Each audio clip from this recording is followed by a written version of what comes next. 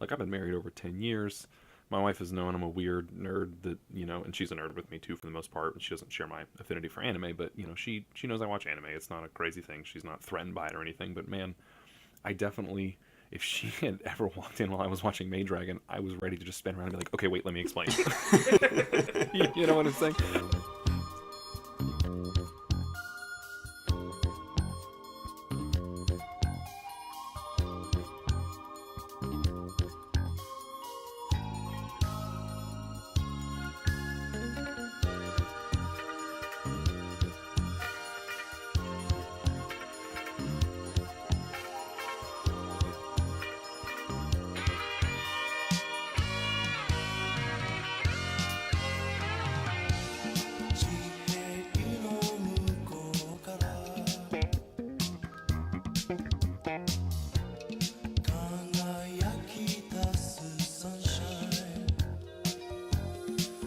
Welcome once again to the WNC Weekly Podcast. I am your host, CJ Hitchcock, and this week I am joined by two very special fellows. Go ahead and introduce yourself, guys. They're from the site, you know them. Go ahead. I'm IBCF on Twitter _IBCF_. And I'm Grant, at Grant the Thief. This week, we are going to be talking about a little show that kind of shook up the fandom a little bit this last season. And it's something that we've been covering quite a bit here on Wave Motion Canon on our website. This was a part of our weekly written stuff that we were doing. We're going to be talking about Miss Kobayashi's Maid Dragon. And we're going to kind of talk about our thoughts since the show is over now. I guess we'll go ahead and go around the room and just kind of get a room temperature for how everyone felt about this one. So, IBC, what do you think? It was a good show, except for most of the middle episodes. Beginning was great, the ending was great. The middle was variable. I think the source material was kind of probably more in a raunchy direction, and KyoAni wanted to go in a more family-type, family-friendly direction, and it just didn't mesh that well, I think.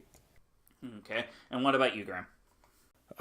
I'm super conflicted about this show. I mean, as a complete package, like if you were to sit me down and say, usually my test for any kind of media, like whether I really enjoy something, like really do, is would I watch it again? And as a complete, 13 episodes, I would not. I really don't care for it, and I'm well past the stage in my life where I will arbitrarily or sort of universally call something good or bad. It's just very clearly not for me. But I feel like there's a great show here, and I think specifically like episode 13, which I talked about in the weekly review, but episode 13 to me is like a punch in the gut because that episode was phenomenal. And if the show had been that sort of tone and framing for 13 episodes, I mean, obviously it can't be that quality of animation or that many exciting epic reveals, but if it had been framed like the final episode, I think I would have loved it. Like the characters and sort of the relationship struggles and the sort of the family subplot and the love angle, I think is really, really strong. The titillation and the fan service, again, it's not really for me. It doesn't bother me or upset me on a deep existential level. But for me, when I'm trying to watch something, I feel like, to me, when that kind of stuff pops up, it's like when people stand up in the theater. I'm like, can you move? I'm trying to see something here. I can't tell what's happening with all that going on. And some of it is what we've come to expect. Some of it is in a much sort of more uncomfortable place, especially a particular episode, which made me very uncomfortable. But by and large, I almost feel like most of the show, like Dan's talking about, a lot of the middle is rough. And there many times I felt like the show could have been almost chopped up and rearranged, and it wouldn't have mattered what happens. There were all these little vignettes that didn't necessarily flow or have to flow, and that's not to say that's bad, but for me, I don't really care for that. I would have preferred a stronger narrative. So overall, I didn't care for it, but when I liked it, I loved it. Right. I'm kind of in the same boat where, for me, this is a show where, it's somewhere in the middle of it being really, really great and being really trashy, and Mm-hmm. it's like it's one of those where like when it hits those high notes, it hits it so well, and there's Right. general emotion with a lot of the stuff that's going on in it, and then there are just moments where it just like it trips on a crack and then it just face plants, and not in like a funny way, like in a realistic way where like their nose is broken and it's just blood and there's a tooth missing, and it's just again like it's just not a pretty sight when it hits those lows, and it is just kind of that constant balance between the show. But at the same time, I would be lying if I said there were aspects of the show that I didn't absolutely love. One of my absolute favorite things about the show is the family aspect of it, because Mish Kobayashi and Toru and Kana are just this really cute and adorable family. Two moms raising their little kid in the big city, and they just happen to be dragons. Well, one of them's a human and two of them are dragons. But one of my absolute favorite things in that final episode was during the credit sequence where they're all sitting on the train together and they're kind of sharing chocolates with each other. Like the show captures those tiny little family moments that people would just kind of pass off and not really think too much about, and just really paints this gorgeous little picture of this perfect little family. And like I feel like when the show does that, the show is just beautiful and funny to watch when it's focusing on just the tiny stuff. But then when it goes and focuses on the one with the big boobs and the little kid, Shota, it's just gross. Yeah. And Lukoa, is that Lukua? Yeah. Yeah. Quetzalcoatl. Yeah. Say that 3 times like fast. again, like I kind of gotten to this point with this character where like she doesn't deserve a name. She's just the big boobed one because that's her entire personality. Like it's just she has big boobs. We point at the big boobs. We laugh at the big boobs, and then on top of that, you just shove a little kid into the boobs, and that somehow makes it funny. And it's again like it's just really gross to watch. Yeah, it's just offensive. It's kind of insulting, really. Yeah. Yeah. It's not even a subtle transition. It is literally adjacent to or interspersed with the quiet moments that are so great. It will just smash cut from this sweet, tender moment or this little interstitial scene that's incredibly well rendered to these characters all of a sudden being... They go from 1 to 15 all of a sudden, and they're screaming at you, and things are bouncing and jiggling, and you're just like, oh my... It's very disorienting, at least for me. It's not even just like, oh, well, there's a beach episode. Every anime has a beach episode. Okay, whatever. I expected it. Like, it's just every episode is this just it's not a stew where all the parts work together. I mean, it's very Frankenstein. I can see the stitches where things have just been sewn together, and I don't think it particularly works all that well. Yeah. Especially when the most positive aspects of the show are usually these quiet, cute moments, as we've said, and a lot of people really are drawn to that, just sort of the sweetness of it, without a heavier narrative thread. For me, like, for example, like I would watch, sometimes you watch those random videos of cute cats or cute dogs on YouTube, but would you watch 13, 25-minute segments of that? Like, I don't know. That's a lot. It all just kind of runs together. All these 10, 15-second moments with no rhyme or reason. It just gets draining. So I'm not saying that's inherently bad, but there's just, as a season, like as a show, as a narrative, I think a lot of it's underwhelming. The show really does not have a narrative, but at the same time, I don't think the show was constructed to have one, because it does hit on so many of those anime tropes. I kind of hate saying in that phrase, but that's kind of what the show does. Like, there's the beach episode, and then there's the Christmas episode, which admittedly the Christmas episode was really, really cute. But, again, like, it goes through all these motions that you've seen in just about every other show, even to the point where, like, the titles of the episodes are clearly calling them out. Like, this is the beach episode. This is what you should expect from this one. And it doesn't really do anything with the tropes or anything beyond just, hey, here are these characters in this trope. And that, for me, gets particularly really frustrating, especially in the middle of the show, where it's just like, you could be doing really interesting things with, these characters being a family. Like, I feel like one of the few episodes that really nailed down the family aspect of it was the episode with the sports festival that was going on at Kana's school and whatnot, because that presented a really good family drama kind of situation where you had, a kid who wants their parent to come to their school, and you have this really sweet, tender moment where Kana admits that she sees Kobayashi as her mother, and Kobayashi just works harder to, make an effort towards this person who sees her in this way. And those are the moments for me that really stand out in this show. And it's such a shame that it's mixed in with just moments of just pointlessness. Like another one that really kind of frustrated me was the water dragon character as well, who was just kind of thrown in episode 8, just kind of out of nowhere to be another gag character and doesn't really add anything to the show. And when they do cut to her, she's doing something that is completely and totally opposite of everything else that's going on. Like, she is just so far disconnected from everything else that's going on with these characters that it really kind of raises the point of just like, why should I care on if this character has a hard time deciding what she needs to buy from a store? It doesn't make any sense when it starts doing things like that. And like, those are the things that get really frustrating about this show. Right, and even when in the case of Elma, like even at the most like basic level, these dragons check off a sort of a fetish or a desire for somebody. She's not even like a unique, like she's a busty dragon girl. We have that aplenty, right? That's not she doesn't even fulfill that most like fundamental, role that these characters have in the show. And then the time she's on screen, not particularly funny, not particularly interesting or deep, and that could be time that we spend with other characters. That kind of stuff. That's the kind of structural mistakes that bother me.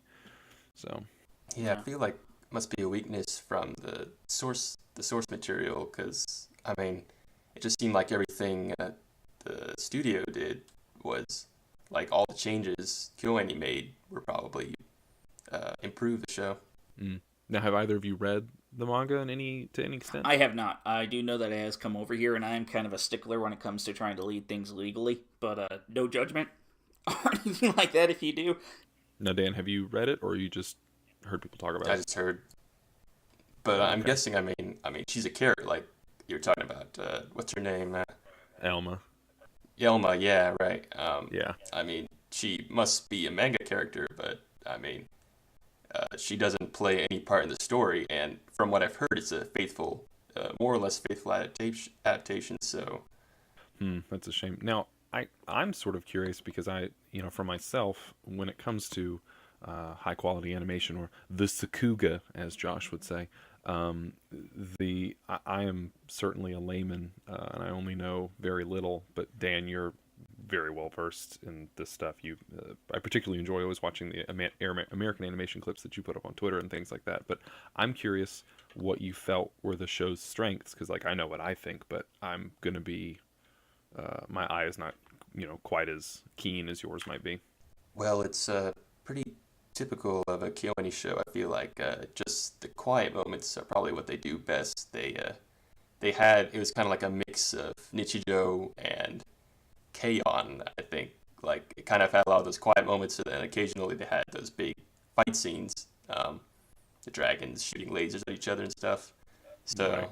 It was kind of a cartoony-ish.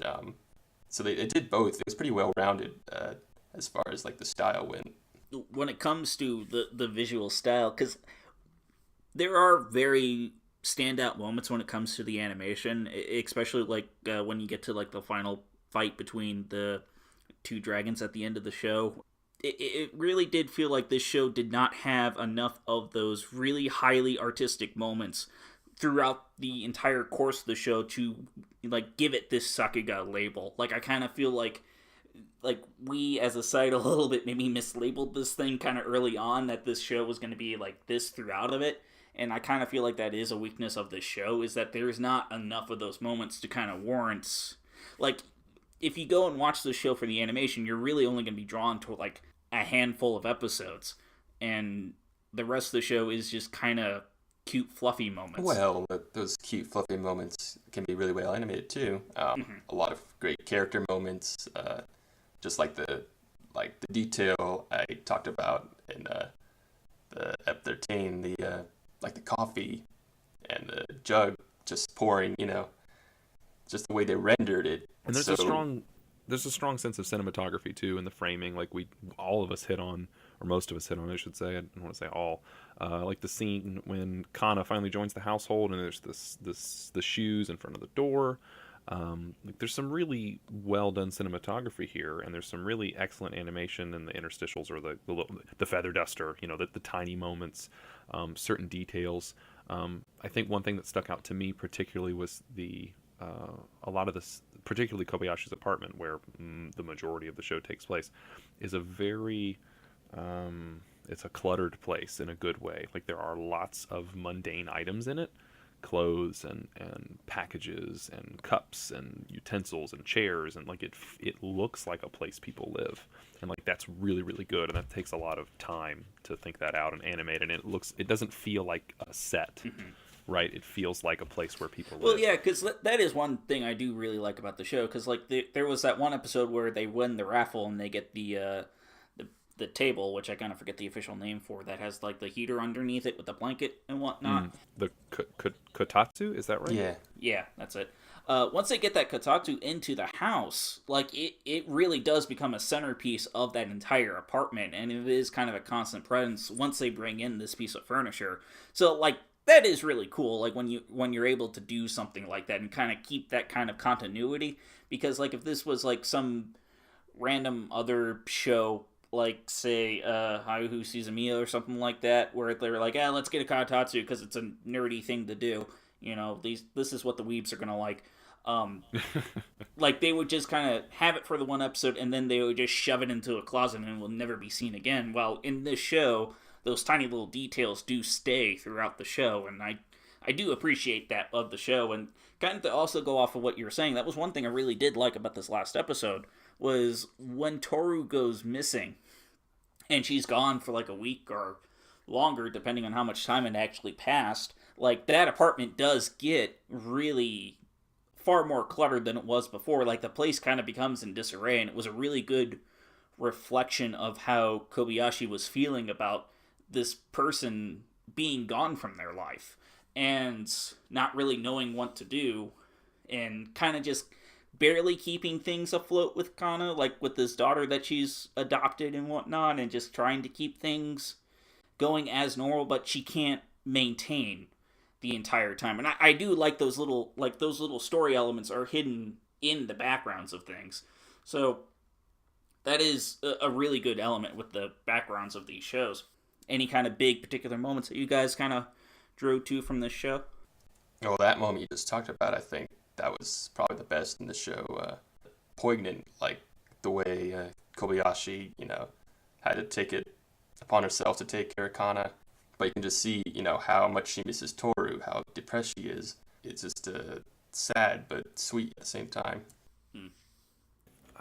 There's a lot of little moments that I guess I liked, but I prefer, I guess, later on, particularly the last two episodes, even though I don't like, as I talked about in my episode 12 review, there's one particular line that I really, really, really didn't care for, but I do like when Toru has a little more agency. This, particularly the final episode, has a lot of her talking with her father about why she particularly cares about Kobayashi, and like kind of justifying it to someone else. Just the sort of, particularly from the early part of the show, when she just shows up and there's no subtlety. She just, I'm going to be your maid. I desire you sexually. Okay, here we go. As a viewer, without much framing, it feels like very wish fulfillment. It feels like, magical princess in a briefcase, or, the kinds of tropes that we've seen before. So as we get a better feel for why these characters actually care about each other and explore it, like I think particularly the relationship, I want to understand as a viewer why Toru loves Kobayashi. Kobayashi loving Toru is, that's not as hard to fathom. The reasons why she can't quite express it is more difficult, and that's when the show explores that. I think that's a good quality, but I really like the moments when we get more of Toru's perspective, because from the outside, as a viewer, it doesn't seem like she offers much other than sort of a magical wish fulfillment type thing. So I liked when she has some agency. She decides to fight for what she cares about and what she's willing to risk for Kobayashi, which of course is everything. But like that's the stuff that I really gravitated to as a viewer. Yeah, you mentioned you wish that one scene where they first meet, you wish that it was like in episode 1, right? Yes, particularly because I think they were going for, and I'm not trying to say that they were directly mimicking this because it's so recent, but I mean, I think about, like, say, last season with Yuri on Ice, the episode where we find out that Yuri and Victor had this prior encounter, and Yuri had been very open with him, and that was this big reveal that sort of recalibrated how you thought about the early episodes. I think I'm not saying they were directly mimicking that, because that would be silly. I don't know what their design process was, but it felt like it was supposed to be a similar reveal. Like, oh, this is their first meeting all of a sudden. But I felt like I would have rather had just led with that, because I spent most of the show going, I don't see why I don't understand why Toru even cares. Like, I don't see what she sees in her, Yeah. other than as well, hey, as a viewer, if you identify with Kobayashi, this sure feels great to have somebody like this care for you. Like, I understand that angle as, kind of a metatextual thing. But in the text itself, like, tell me why they're together so that I have some sense of who they are and what they're doing. Because if we're going to be doing, so much of the show is low stakes. So much of the show is, let's go to the market together. Like, I need to, like, if I don't have any insight into their kind of emotional background, I'm just watching things occur rather than having some, I guess for myself, if I would like to understand the higher stakes kind of emotional things behind it so that the low stakes stuff means more, as opposed to just, well, this is cute, So I feel like that reveal should have happened earlier. Right. Yeah, and I completely agree with that. I mean, granted, when Toru opens that door and she just kind of gives her spiel, maybe it's because I was watching the show from Kobayashi's standpoint more than anyone else's, but like that moment when she says, like, "Oh, you saved me" and whatnot, like, it was just like, okay, so that's why she likes this character, and because the show isn't trying to be Death Note complex or anything like that. Not to say that Death Note is the most complex thing ever, but it's always my go-to. It's very simple. It's not trying to be elegant, and that is one thing I do kind of like about the show, is that it doesn't really want to spend like 20 episodes trying to explain why these two love each other. They just do, and I think there is merit in that, especially since, this is a lesbian couple and whatnot, and I do like that. Like, there are so many, eerie type shows where they spend a lot of time trying to, hook up and whatnot and kind of focus on that side of the romance. Well, in this one, it felt like the romance was done and they had decided to live together, and these were just kind of their daily lives raising this little girl. And that was something that I really liked about it, was that, yes, there are those really sweet romantic moments in it here and there, but, like, at this point, like, the honeymoon's over. They're living with each other now. And I like that aspect of the show. But I do understand what you're saying when you say, like, you do want more. And, like, when you do get to that, I think it was, like, episode 12, where they do finally do the reveal and actually getting to watch these two meet and drink with each other. Like, it is this incredibly charming, cute show where they instantly kind of connect with each other. And it's great. And it's really nice. And I do kind of wish that was at the beginning. But at the same time, I do wonder if it would have the same amount of impact if it was at the beginning, like if these were the first impressions that we got of these characters. Primarily because Toru is so aggressive at the beginning of the meeting. Like, she is completely different from how we've seen her up until this point. So I do kind of wonder if, like, the cute moments beforehand would have worked as well if we had known that she was as aggressive as she is. Yeah, I guess for me, and I'm not disagreeing with you, and I totally understand. Like, I'm in a, my whole thing is, it wasn't for me to do it that way. It may have worked for other people or whatever. But I guess it's kind of like when you watch, like, if you watch a sport and you know how it's played, it is infinitely deeper, even the most boring moments of a sport, because you understand the background mechanics of what's going on and what's at stake and what's important. But if you watch a sport and you have no idea how it's played, you're just like, why are all these people running around? I don't get what's happening, right? So for me, I would like to know the game that's being played, so to speak, without that background, right? And again, I agree with you. I like the fact that this is not a heteronormative romance. We're seeing something that we haven't, or not that we haven't seen, but we're seeing a style of romance that isn't often told. Like, this is a story that is not one that we see a lot in anime. You've got two women together, one of whom is a working professional. Like, this is not the norm, and I appreciate that. And it does earn points for me for doing that kind of thing. But at the same time, I would like for them to still be, real characters in the sense that I want to know about them. I want to know what's going on. Like, if we're going to be serious enough to that degree, I expect it to go the extra couple of steps, or to at least fulfill that. Because I guess my thing is, if you were to just flip Kobayashi's gender, like make her a guy, those early episodes just feel like a pretty typical harem anime. You know what I'm saying? And I don't think we wouldn't be as forgiving. So, and that's not to say that it's the exact same, but the way the characters are portrayed, it's like, here comes this demographic girl, check. Here comes the next one, check. Here comes the next. And if it was a male character, you'd be like, this is a dime a dozen. Yeah, it would have turned into Oh My Goddess very quickly, right? Yeah, very, very quickly. So it definitely gets points for the diversity, but I would have loved, and I don't think you would have had to do like a 2-episode build up. You could have, 10, 15 minutes, just show me that first night of them together, and then sprinkle a little more world building throughout. But I would have loved that early on, and I wonder how different my approach to the show would have been if I had known that going in. What do you think, Dan? I agree. With who? Like a conceptual flaw, I guess. With Grant, I agree with Grant. I agree with Grant. Like, I wish they just were more serious about the whole. Like, if they were gonna try to take their relationship seriously, why didn't they just take the whole story seriously? Just get rid of all this, the fan service stuff. It didn't really need that. That didn't add anything. At the same time, like CJ was saying earlier, I like just the kind of quiet. It's kind of like a typical KyoAni slice of life, not much. K-On, pretty much nothing happens the whole show, but it's just the relationship. That's what the show is all about, and it's still fun to watch just how they interact and what their lives are like. We're gonna get ready to wrap up on this particular topic. Do you guys have any final thoughts that you'd like to share about the show? If there's a season 2, I hope it's like the last episode. Same. I'm really glad that the show ended on such a really good high note, because it makes me want to recommend the show more and be like, no, stick with it, because the ending's really good. Like, I feel like I can finally kind of say that about the show.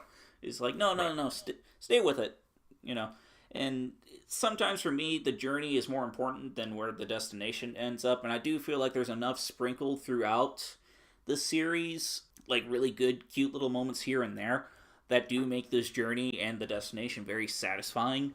But at the same time, there are a lot of bumps in the road, and you're going to be, like, attacked by thieves at one point whenever it tries to go and the big booty one showed up and whatnot. So, like, again, like, this is a really good show, in my opinion, but it is heavily flawed. Alright, so let's go ahead and move on to our next section, which is the What Have You Been Watching This Week? Grant, would you like to go ahead and get us kick-started on this one? Sure. Anime-wise specifically, I watched Dragon's Maid. I wanted to watch Attack on Titan by this point, but I have not. I have watched Gundam 00. I'm continuing to watch Gundam 00, which I started a few weeks back when they put it up on Hulu and that sort of thing. I may be 30-ish episodes in. Okay. I'm definitely into the second season, but not quite halfway. I'm a little mixed on it still, and I think it's more becoming aware of myself and my own tastes. And when I was becoming an anime fan, Universal Century, or at least very serious Gundam, was, I thought, my mode, right? I was like, this is it. But then as I've gotten older, I'm starting to realize that the longer form Sunrise shows just kind of let me down. I really like the OVAs, or I like the silly stuff. I love, G Gundam and Gundam Build Fighters if it's a longer form show. Because when it's trying to be serious and yet also sell me toy model kits at the same time, these two things pull at each other the whole time. And Gundam 00's got some wild stuff going on in it, to be perfectly honest. But I do want to see it through. I'm sort of trying to complete it because I want to listen to AWO's review of it, so I'm trying to muscle through to finish it before I listen to that review. I like Double O. Like, it's one of those shows where, like, yeah, it is kind of become one of those shows that is very popular to shit on. kind of like with Wing, but I still find the show to be particularly very enjoyable in terms of just the mech action that's in it, not Right. necessarily the story. And that, yeah, and I would have to agree there. I mean, it's pretty. It's a really pretty show. Yeah, it's a good looking show. It's got some really good looking Gundams in it. I like Longshot in particular. Like, I really like that character, the Sniper Gundam. It's not very high on a pedestal for me, and it has been a while since I've seen it. And this is, I mean, this is why I don't judge anyone for what they watch, because, you know, again, we just went on and on for 30 minutes about Maid Dragon and the problems with it. But, like, this is a show that I'm not particularly enjoying for all of its intellectual bits, but I'm watching for the fan service, because the character designs, like the Gundams, I love them and all the boxes they check. You know, like, Yeah. the what's the Virtue, the thick one? I'm like, that's a thick character design I like. You know, so I totally get. You have to be honest with why you're watching it, and that's why I'm watching it. Also kind of funny, because, like, I was watching it when it was playing on the Sci-Fi Channel during their Anime Mondays. And it was always really funny because they would pair Gundam 00 with Monster, and Oh, interesting. it was just this really weird pairing where, like, you would have this really kind of dumb sci-fi shoot 'em up show, and then it was immediately followed by this very dark, serious drama about psycho killers in the 1940s. Like, it just I miss Anime Mondays really bad. Like, Peanut butter and jelly. yeah, and then right afterwards it would be like Rave Master or something like that, and just like, damn, I miss Anime Mondays. That I have been watching Die Ranger, which is not anime; it's Super Sentai. But I've been loving that. I recently finished up watching Dew Ranger, which is the series that the original Mighty Morphin Power Rangers was based on. Nice. I had seen maybe a dozen episodes or so back in the day, but now that it's all on Shout Factory, I streamed the whole thing and loved it. And Die Ranger is just, God, it's so good. There's a reason that this one's on the top of a lot of people's lists. It is just a lot of fun to watch. I'm loving it. But yeah, like the original stuff is just so much fun. Yeah, it's wild. I'm also a lover of Batman 1966 with Adam West and Burt Ward. So for me, this is like Batman 66 if it had really good fight choreography. I mean, it's an idea machine gun. Every couple of seconds, a crazy idea gets thrown out, and nobody even bats an eye. And sometimes in the space of 22 minutes, you're like, I don't even know what I'm watching anymore. You know, it's great. And I think anyone who's going to watch Super Sentai, a lot of times people tell you, like, oh, it's darker or grimmer or more serious than Power Rangers that you've seen. And, like, that's true to an extent, but it's also a lot sillier most of the time. Mm-hmm. It's just that it really commits to the ideas. It really follows through. No matter how insane an idea is, it's going to follow through, and it's not going to drop the thread halfway. Yeah, because, like, with X-Aid, the newest Kamen Rider series, like, it's video game themed along with, like, a doctor drama, and, like, it really sells both of those, because, again, they're fighting viruses, so, like, it works both ways, you know? And, like, That's awesome. and in the crossover movie that they just came out with, like, the villain of the movie is Pac-Man. Like, Pac-Man is a villain that Kamen Rider has to fight, and it's fun. Like, it's just, it's one of those things that just, like, yeah, describing it to you, like, oh, what, a Power Ranger is going to fight a giant Pac-Man that's going down the street? Yes! That is what happens in this movie, and it is awesome. Yeah, there are some serious moments in there. Yes, there are deaths and whatnot, and there is blood, but, like, this is still a kid show. Like, Yeah. I think the thing that I would equate it to, and I hate when people say, like, if you like this, you'll love this. So I'm not trying to sell it like that. No media is a one-to-one equivalence, really. But the same sort of just kind of wild kinetic fun that powers, like, say, JoJo's Bizarre Adventure, like, which is very popular and in vogue right now, like the just kind of, hey, it's a horror movie, but we punch the villains to death kind of insanity, and you just never know what to expect. Like, it's a similar style of enjoyment. Like, you don't go into it without expecting to see just stuff that you just can't even fathom sometimes. You're just like, who in the writing room was like, hey guys, what about this? But IBC, what have you been watching this week? Well, besides Maid Dragon, Little Witch Academia, I just finished the Hiroyuki Emishi episode, the one they storyboarded. It's a lot of fun. Just kind of the anarchic style he's known for. And K-On! With 2 exclamation points, the second series of that franchise. Really enjoying both. So with do you think the second season's any better than the first season of K-On! Oh yeah, yeah. I was thinking about that. Like it's kind of like Maid Dragon. If Maid Dragon was like K-On! Season 1, then K-On! Season 2 was like the equivalent of the 13th episode of Maid Dragon, except the whole show is like that. Go on. And it's a really it's it's a really good show. I recommend it Now, to Dan, everyone. I'm curious because I haven't watched the show for Little Witch Academia yet, but I've seen the short they originally put out. That was it, 26 minutes, 30 minutes, or whatever, the little short film. So, does this retell that story? Does it springboard off of that? Is it just sort of like, how does it relate to that? Oh, it's a retelling, basically. Okay, so that is like the first few episodes, basically, and then they kind of move forward from there. Yeah, it kind of turns out differently, but So it's kind of yeah. like Pride of the X-Men, where it was kind of like a pilot episode for the X-Men animated series from the 90s. So it's I'm assuming it's going to be kind of like that. Right. Again, that's another one where I'm desperately waiting for that to come up onto Netflix, because I do love those 2 OVAs. They're really, really good. And one of the things I really like about Witch Academia in particular is how family-friendly it is. And that, like what we were talking about, Maid Dragon, like, you can have really nice family-friendly stuff, but then it's sprinkled with all this bullshit that's just, like, you don't want to be caught seeing. But with Little Witch Academia, it really is this thing that you could show, like, 7-year-olds and stuff like that, and they can get the same level of enjoyment out of it as you. So I'm really excited to see the series and whatnot, and again, like, because of my own kind of restrictions and how I view things, like, I'm waiting for this to come onto Netflix. It will eventually, but just gotta wait. Yeah, I literally am echoing every single thing you just said, because like I know for myself, I've been married over 10 years.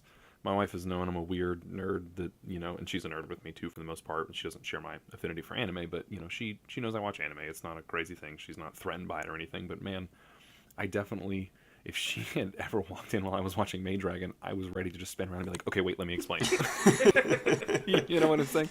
And with Little Witch Academia, I watched that OVA and I was like, oh my god, more of this, please. I need I need something I don't have to explain or have this hovering asterisk. Yeah, it's a very Western audience-friendly show. It feels like it was made for that market. Yeah, I was actually going to ask you because again, you're more of an expert than myself, but watching the OVA, I was like, man, there are a lot of Looney Tunes style callbacks here with some of the visual gags and like I was curious if that carries over into the show. To some extent, the show isn't quite as well animated as the pilots, unfortunately, but Right, well, I mean, that's to be expected, but it sounds like their schedule's kind of gotten messy, so but it's still got a lot of fun stuff and a lot of Looney Tunes-ish. I mean, the general tone hasn't changed, so that's good. That's really good. So when you say Looney Tune-ish, what exactly do you mean? If you could explain that for the listeners at home. Oh, just like cartoony faces, just kind of like slapsticky kind of style gags. Just the kind of comedy is like the first thing above all else. Yeah, because I did see, I can't remember if you were the one that tweeted this out or somebody else, but there was like this one gag where like they throw up a plate of teacups and muffins and whatnot. Oh yeah, it splashes into a person's face, and like the teacups and whatnot make another little silly face on it. It's got stuff like that, and I do enjoy those kind of gags and whatnot, because again, like they're just, I don't know, the classic stuff works. And I mean, the OVA, was even beyond just the sort of animation gags. I mean, the setup is essentially Harry Potter, but there's a D&D dungeon underneath. Like, I mean, can you get much more Western than that? You know what I mean? Yeah. It's like, hello, I would like your attention, Western audience. I'm like, hey, I'm listening. Go on. So, but I guess I'll go ahead and share what I've been watching this week. I haven't really gotten around to watching much. I mean, primarily because I've been watching the second season of Star vs. the Forces of Evil, but I can't really talk about that since it's a Western show. But when it comes to anime stuff, I was going through Hulu, and I stumbled across that Cardfight Vanguard has a dub, and I wasn't aware that this thing was given a dub, because was watching it when it first premiered back in 2011. It was one of the first shows I reviewed on my season impression show back when I was doing that. I ended up sticking with it for a really long time. Really, really like that show, because it's basically Yu-Gi-Oh! Without the bullshit for the most part. Because it is centered around this card game.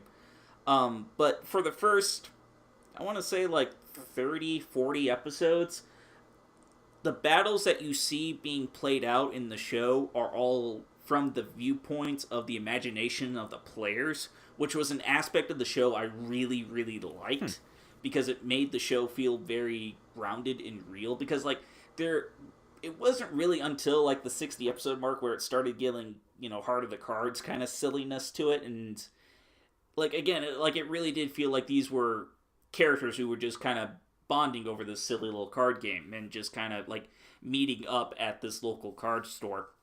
And the really interesting thing about this universe is that they do kind of say like this is the end game right now. So like it kind of gives this impression very early on that kids will go off and play other games and whatnot. And I really did kind of like that. Again, like it's just this really nice kind of grounded universe where these kids are playing this card game. And another really fun thing is that this is like the Yu-Gi-Oh card game. This is a card game that does actually exist in the real world, which I have played and is actually a lot of fun.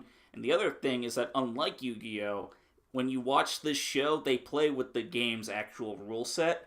And so you can actually learn how to play the game by watching the show.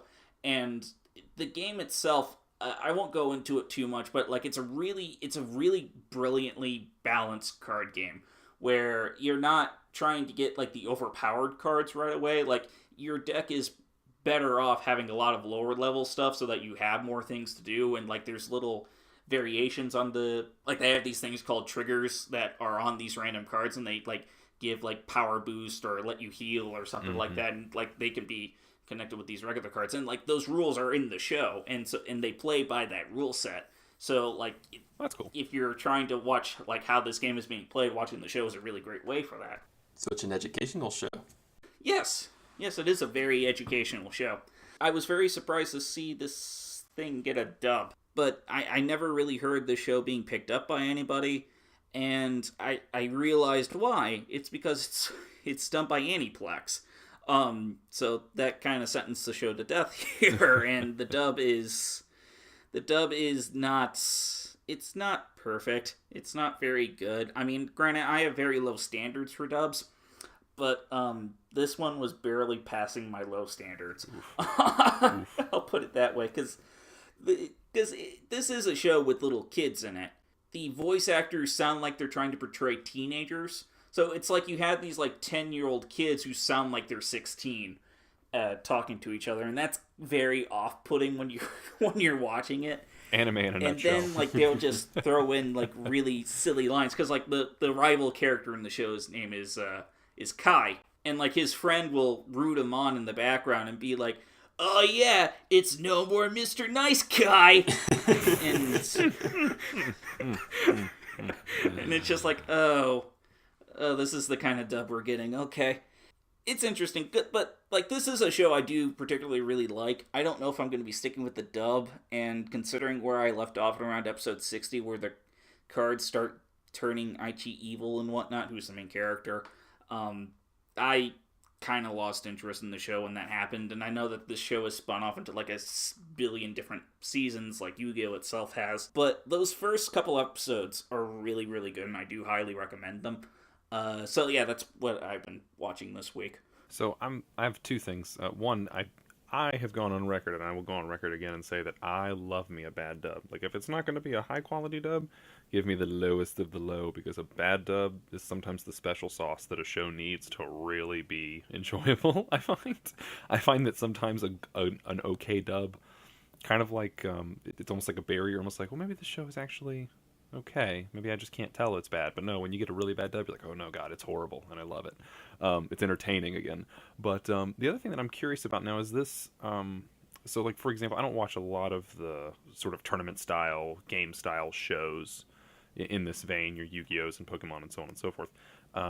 Is it like Yu-Gi-Oh in the sense that the characters are in this sort of other world? I don't really know enough about it, but they talk about it like it's serious business, or is it like, say, because I really enjoy Gundam Build Fighters, where they know it's just a game, and then outside of it, they also take a lot of time to just talk about like, well, here's why I love building models, and here's why I really enjoy watching shows, and they're fans of the property in a real sense. Like, do they have that Yeah, element? that's very much of how this show is Okay. done. Like it's about these friends kind of bonding over this game, Mm. and that's the big thing that I really do like about this show. Yeah.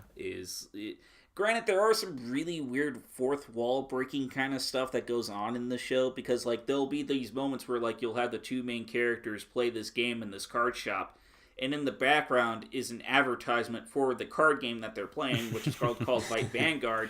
But the thing is, on the poster advertising for it is the two characters from the show, and it's just like, what is going on? That sounds awesome.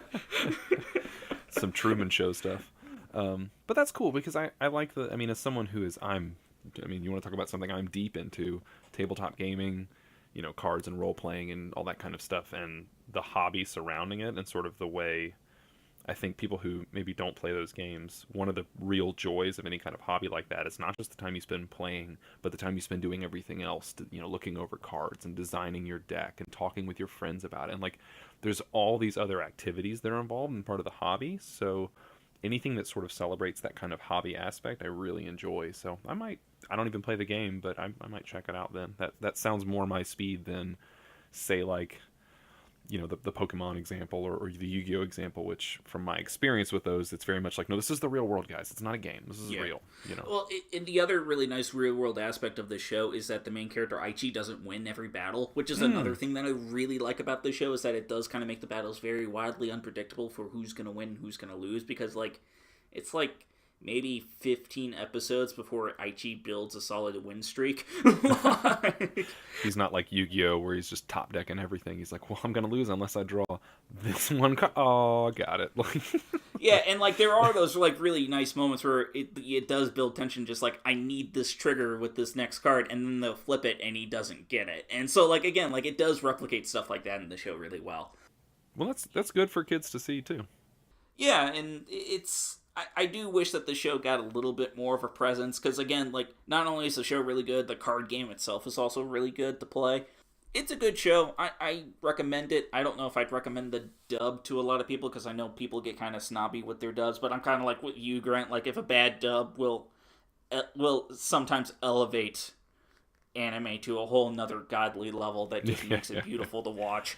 Let's go ahead and wrap this show up by going ahead and going on to our listener question of the week, which is by our Patreon. Again, like, if you're interested in submitting a question to the show, all you have to do is become a $1 member of our Patreon.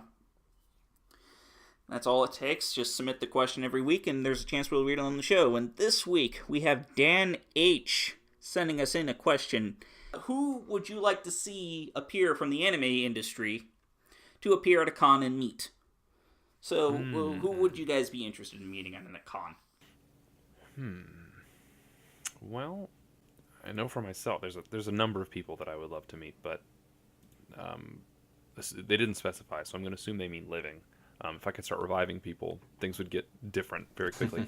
But probably Shoji Kawamori. He directed Macross and Do You Remember Love, and I would love to kneel at the feet of the master and just be in his presence, or just have to pick his brain about any of the various properties, because he's still working. He's still, I think is he with Satellite now? Is that the outfit that he's with? I don't recall off the top of my head, but I wouldn't know. He's done some of the most formative pieces of media that have impacted my life, so I kind of have to. I'm required to. All right, what do you got for us, IBC? For me, probably my favorite animator, who would be Koji Nanke. He's this independent animator. He's been uh, animating since like the 70s, and the cool thing about him is that every single piece, every single cartoon he's ever did has been in the music video format. So he's only done show openings and endings. He's only done work on this series called Mina no Ura, which is children's songs, basically animated TV show. And he's just like probably the most creative, amazing guy currently working. He's still making stuff. Just the most original talent, and I would love to be able to talk to him just once. If I saw his name appear at Anime Convention anywhere in the world, I would probably go there. I don't know if he actually does that, but would love if he did. Sounds cool. But if I did get a chance to like meet up and like pick someone's brain for a little bit, maybe go on a guy. Just because like I find a lot of his work to be really fascinating, and I would really kind of like to know where his mindset is on in certain aspects of like his character design, like when he goes and writes his stories and whatnot, because like I find like Cutie Honey to be this really great female character who I would say is a very interesting feminist role model and whatnot, but I don't know if he would actually create the character to be like that. And it's one of those things where it's just like I would kind of like the confirmation, just like, is the image in my head of what Cutie Honey is what you actually intended for it to be and whatnot. But at the same time, I would just really like to meet this dude because he's just, again, like I love a lot of his works and whatnot. Mazinger Z, Devilman in particular is this really big series to me. But yeah, so thank you very much, Dan H, for that question this week. All right, and at the end of our show, like we're always going to do, we'd like to go ahead and have this time right now to give a little shout out to our 10 plus backers on the Patreon, and those are Osama_A, Cornelia Natsudi, Chris Magnifico, and Ben Grant. Thank you very much for your donations. We very much appreciate it. And with that, we're going to go ahead and wrap up our show. Thank you so much for the conversation this week, you guys. Really, really enjoyed it. Yeah, it was a lot of fun. I was really glad to be on. Yeah. So before we go ahead and sign out, where can they find you on the interwebs? Twitter and YouTube also. IBCF, just search it. It's probably one of the first things that comes up. Look for the duck. All right. How about yourself, Grant? At Grant the Thief on Twitter is the best place, or you can see me writing about old things on Wave Motion Canon and shaking my fist at new things. Gotcha. And you've got another podcast and stuff like that, right? That sometimes appears on Wave Motion Canon? Oh, yes. Blade Licking Thieves. That's me and a couple of buddies. We sit down and one of us every 2 weeks we pick a movie and watch it, Eastern Media, and we watch it and then immediately talk about it right afterwards, and we're all on the couch. I like to joke that we're the dream of early 2000s webcomics. It's three nerds sitting on a couch talking. So it's a different dynamic, I think, than most, like even right now where we're having to do it digitally. But it's a fun dynamic just to hang out and talk and do random things, because we've known each other for far too long. Gotcha. Sounds good.